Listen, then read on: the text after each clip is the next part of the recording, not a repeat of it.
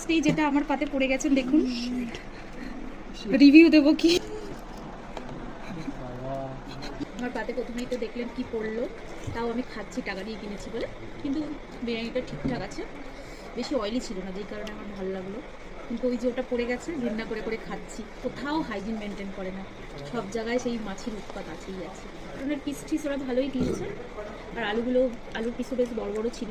আপনারা তো দেখলেনই মটন পিসটা কত বড় ছিল, কিন্তু মটনটা একদমই অখাদ্য ছিল, বড্ড স্মেল করছিল। আমি আর দেবাংশু তো খেতেই পারিনি।